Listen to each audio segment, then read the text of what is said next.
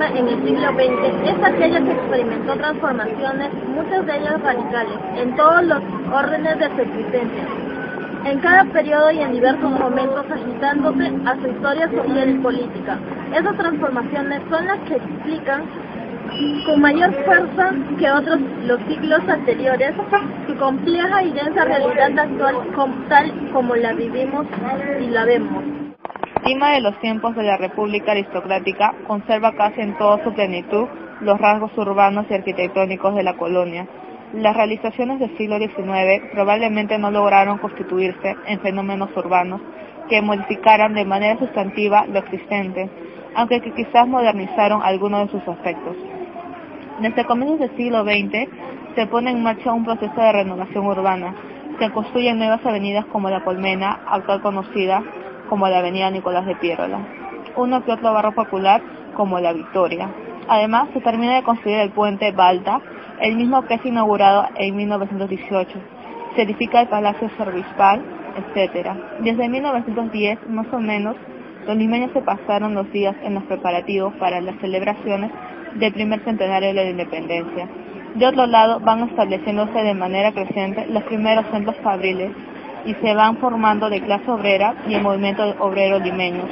A partir de las luchas electorales de 1912, comienza a resquebrajarse la alianza entre las fracciones de la clase dominante que ejercían el control del poder político. En 1919 llegó a su final dicha alianza, cuyo núcleo central era limeño. 1921 fue el año de las apoteósicas celebraciones del centenario.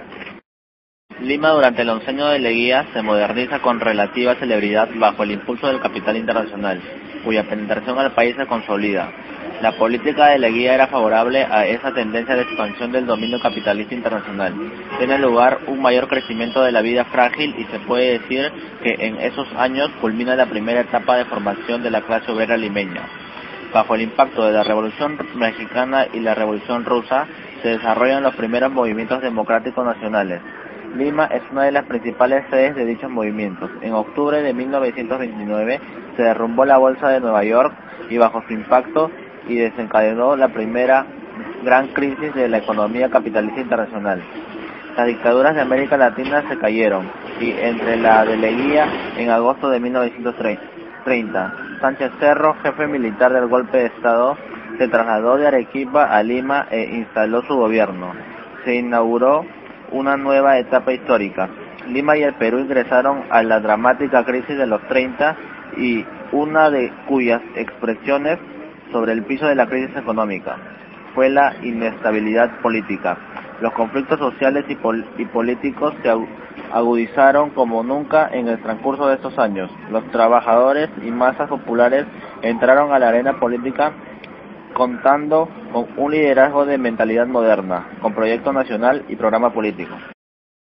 En 1921, que las diferentes comunidades extranjeras en el país se sumaron a las celebraciones por el centenario a la independencia del Perú, lo que implicó que donaran monumentos recordatorios. Un monumento es la estatua del primer inca del Perú, Manco Cápac, quien fundó el imperio del Tahuantinsuyo en el siglo XIII. Esto se ubica en el populoso distrito de La Victoria desde hace 81 años.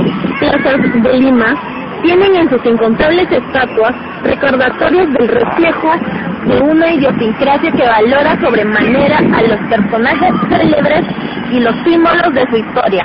El del Inca Manco Cápac es el obsequio de la colonia japonesa. Así, la Sociedad Central Japonesa, que agrupaba a los inmigrantes japoneses, acordó donar también una obra conmemorativa diciendo que fuera por ser el emblema que emanaba al Perú y al Japón, al ser considerado el antiguo Inca como hijo del sol, concepto también presente en la cultura japonesa. Nos encontramos en la Plaza de Armas de Lima, donde se aprecia la mayor parte de obras, monumentos y estatuas que cambiaron el rostro de la capital, entre los años 1919 y 1930, a lo que se denomina el oncenio de Leguía. En el Parque Francia se aprecia uno de los regalos más por el centenario de la independencia.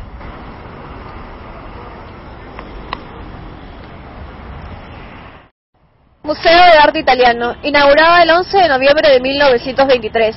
Aquí se exponen pinturas, cerámicas, esculturas de artistas italianos del siglo XX.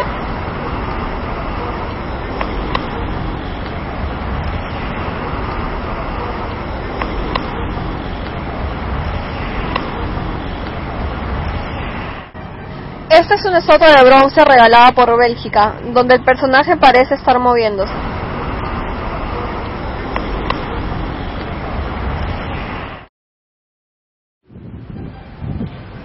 Lo que vemos ahí es el Arco Morisco. Fue inaugurado por los reyes de España en el 2001. Tiene 29 metros de alto y fue obsequiado por la colonia española en el Perú. Este arco es una copia fiel del arco español de origen morisco, construido en 1924 en la primera cuadra de Leguía, hoy Avenida Arequipa, y demolido en el año 1939.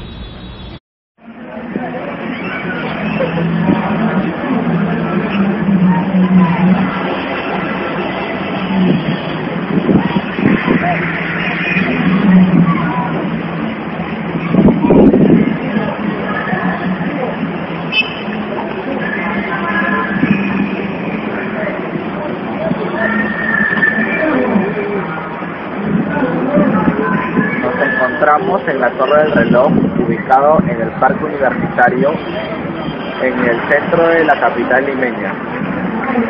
Fue un regalo de la colonia alemana por el primer centenario de la independencia del Perú en el año 1921.